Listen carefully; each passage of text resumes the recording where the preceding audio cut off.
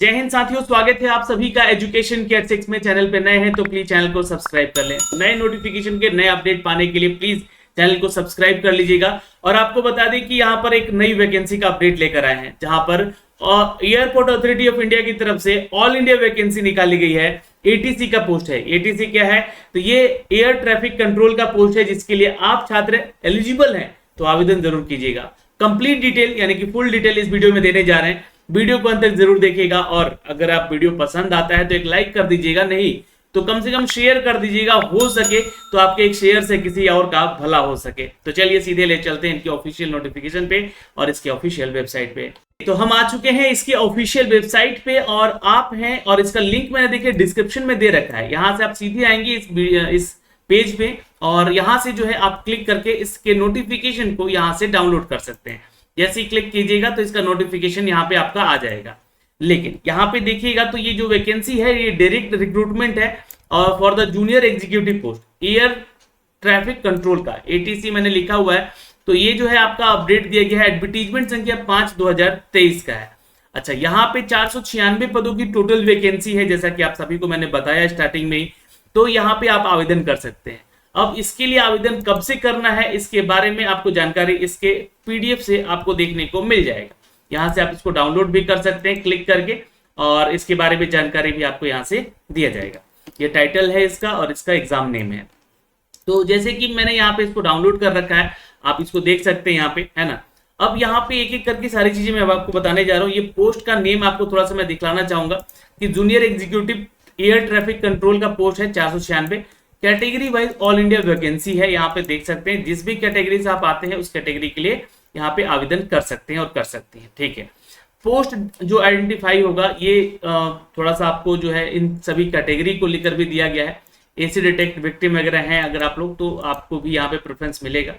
चलिए क्वालिफिकेशन पे चलते हैं। क्वालिफिकेशन का जो डिटेल है, ये जूनियर एग्जीक्यूटिव का पोस्ट है, जहां पे full time regular bachelor degree आपका मांगा गया है। और ये बैचलर डिग्री जो है कम से कम 3 साल का होना चाहिए, जैसा कि आपका होता है साइंस बैकग्राउंड से। जो भी छात्र यहाँ पे फिजिक्स और मैथमेटिक्स में अपना ग्रेजुएशन किए हैं वो आवेदन करेंगे। अच्छा, full time regular bachelor degree engineering in any discipline. और यहाँ पे जो आपको बता दें कि बैचलर डिग्री वाले छात्र जो हैं, जिनके as a subject physics mathematics रहा होगा उनके इंजीनियरिंग में, है ना, तो किसी एक सेमेस्टर में भी, तो आप यहाँ पे आवेदन कर सकते हैं, वैसे रहता ही है, ठीक है। अगला जो अपडेट है, candidate shall have minimum proficiency in the both spoken written English और हिंदी। यहाँ पे जो है इंग्लिश में जो है आपका लिखना बोलना आना चाहिए। एटलीस्ट लेवल 10+2 का स्टैंडर्ड होना चाहिए, जो कि जानकारी आपको होनी चाहिए। 10th और 12th स्टैंडर्ड में जो है आपका इंग्लिश में एक सब्जेक्ट भी होना चाहिए, तो आपका होगा ही वैसे तो एक सब्जेक्ट इंग्लिश का, तो आप आवेदन कर सकते हैं। अगला जो अपडेट है यहाँ पे कि एज क्वालिफिकेशन को लेकर से, उससे पहले थोड़ा सा देख लीजिएगा जो डिग्री है आपकी ना, वो आपका तो एक तो पहले बता दें कि फ्रॉम द रिकॉग्नाइज्ड यूनिवर्सिटी से होना चाहिए, जो कि आपका AICTE अप्रूव्ड वगैरह होता है, ठीक है। अगर आपने यहाँ पर जो एक्स्ट्रा डिग्री कर रखी है, जैसे डीम्ड यूनिवर्सिटी वगैरह है, तो अभी आपका यहाँ आप आवेदन कर सकते हैं। IIT IIM वगैरह XLRI या TISS से आपने किया है तो यहाँ पे जो है आवेदन कर सकते हैं। Percentage of marks, pass marks और इक्विवेलेंट तो बैचलर डिग्री, तो ये ध्यान में रखिएगा। ये परसेंटेज ऑफ मार्क्स आपका जो है पासिंग का होना चाहिए, है ना, और ये इक्विवेलेंट होना चाहिए आपका ग्रेजुएशन का।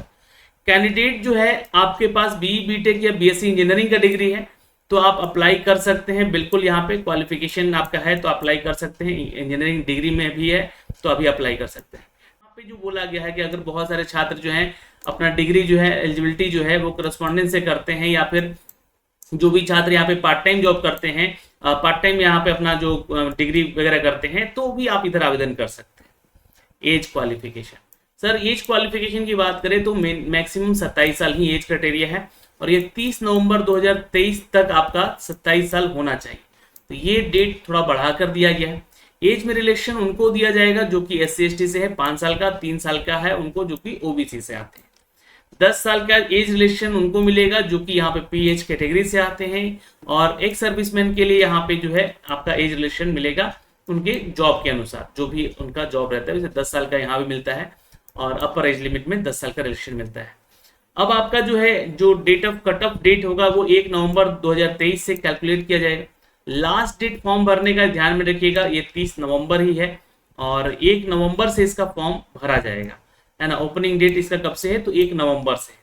यहाँ पे सैलरी की बात करें तो जूनियर एग्जीक्यूटिव के इस पोस्ट के लिए ग्रुप बी का ये जॉब है, लेवल 1 का सैलरी स्केल है, 40,000 का बेसिक सैलरी बनेगा और प्लस में HRA वगैरह DA वगैरह मिलकर आपको जो है यहाँ पर सब कुछ एकोमोडेशन वगैरह मिलेगा।